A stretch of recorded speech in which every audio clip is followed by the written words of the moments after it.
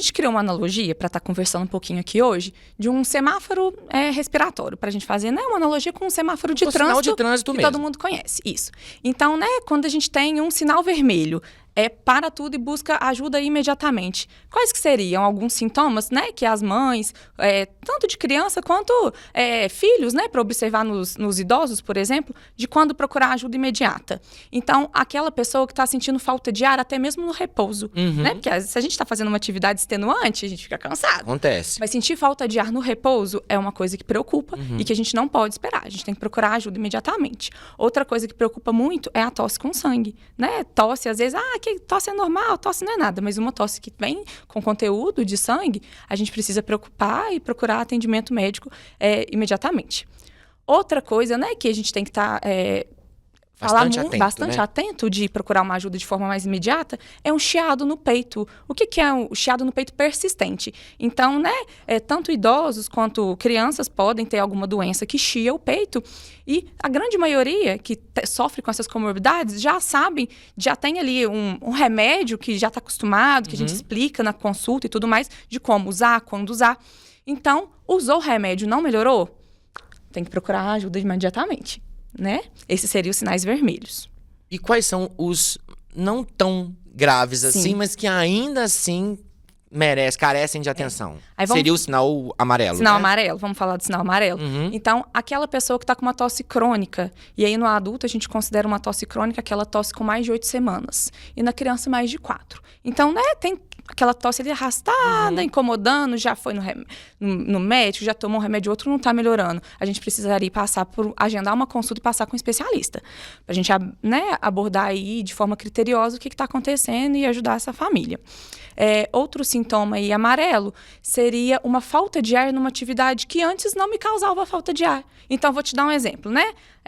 Você sobe a escada para chegar no seu apartamento todo dia, numa boa, tranquilo. E aí, com o tempo, você começa a perceber que aquela escada que você subia, você tem que parar, respirar, continuar a subir, ou até mesmo no plano.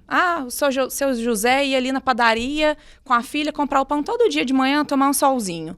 Tá tendo que parar nas esquinas que antes ele não parava para respirar. Então, isso é um sinal também, né, que a gente precisa estar agendando uma consulta para a gente verificar o que está acontecendo. E no dia a dia, mais dentro da sua área de atuação, né, que são as crianças, no dia a dia das famílias, assim, ter essa atenção, né, recorrente, atenta aos sintomas que a criança, o pré-adolescente demonstra no decorrer, né, da semana, nem sempre a gente consegue fazer isso, né, com a correria mesmo da vida.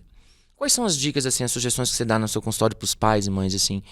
Tipo, toda noite lá, não esquecer de dar uma olhada, tem algum tipo de passo a passo para acompanhar essa evolução da tosse? Porque às vezes, você falou, tem, né, mais de um mês, há um sinal de alerta, mas até para completar esse um mês, eu acredito que os pais ficam preocupados, né? Porque no dia a dia tá trabalhando, será que meu filho tá passando mal? Será que meu filho tá sentindo falta de ar? Será que meu filho conseguiu fazer a atividade dele na escola? Quais são as orientações normalmente nesses casos? A depender de cada caso, né? A gente sempre conversa orientação dos pais. Eu falo, a mãe conhece o filho melhor do que eu. Ela vive com ele, ela tá ali com ele todos os dias. Então, observar a característica. Porque uma coisa é uma tosse que, beleza, começou, tem aí 2 semanas, mas ela tá melhorando. Antes ela tossia o dia todo, agora tá menos. Então, a gente tem que observar esses sinais de melhora, né? Então, por outro lado, o sinal de piora, tava melhorando, voltou a piorar. Outra coisa que a gente às vezes fala, doutor, não vejo ela brincar, tô trabalhando, tô cheio de coisa, não sei se ela cansa para brincar. A gente fala para perguntar para a escola, né? Conversa com o professor de educação física. A rede de apoio é fundamental, né? Demais. Igual a gente sempre cita o exemplo, a gente tem que assim, se atentar a mínimos detalhes. Porque, não, doutora, ele joga bola, vai pra escolinha no futebol, joga que é uma beleza. Aí você vai ver, joga de goleiro. Colocar ele de goleiro porque ele não consegue correr na linha que ele fica cansado. Então, são alguns dos exemplos. É um detalhezinho que pode passar despercebido, mas que tem uma informação aí, né, doutora? Com certeza. Importante até, né? Quais são as doenças mais comuns, as doenças pulmonares mais comuns em crianças nessa época? A asma é uma delas? A asma, com certeza. A asma é uma doença crônica que envolve inflamação e hiperreatividade das vias aéreas. O que é isso?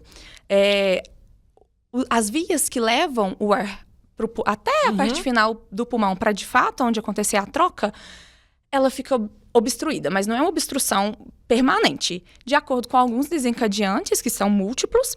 Tipo quais, assim? Queimada, inversão de clima, cheiro forte, tem atividade física, né? Mofo. Então, tem, assim, essas questões ambientais e até... São comuns do dia a dia, né?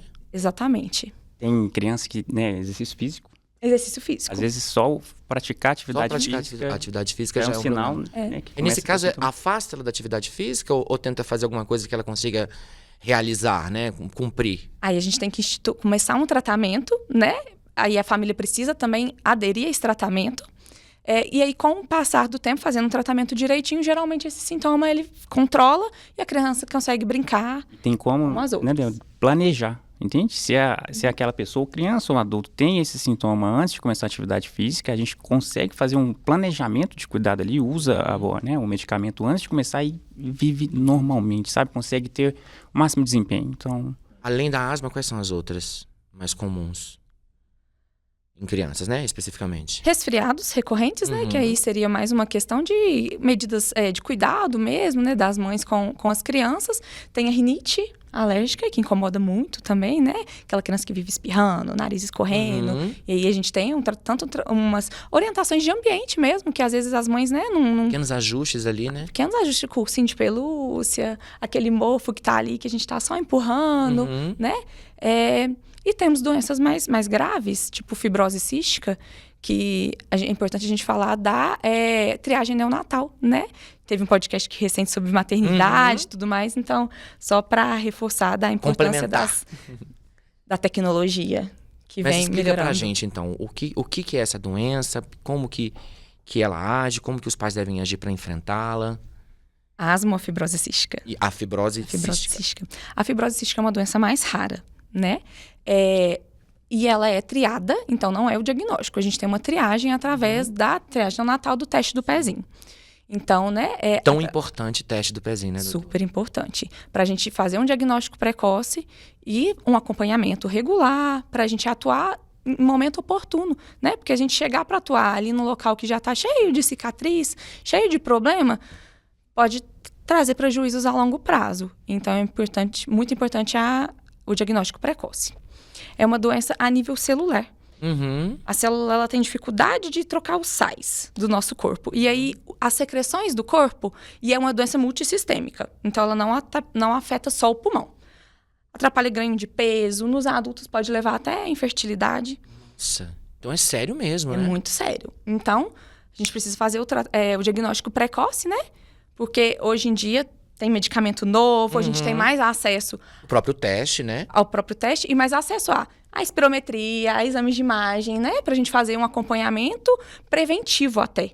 Pra gente agir de forma oportuna, em tempo oportuno. O tratamento tá só melhorando para que essas pessoas tenham mais qualidade de vida e aumente a expectativa de vida.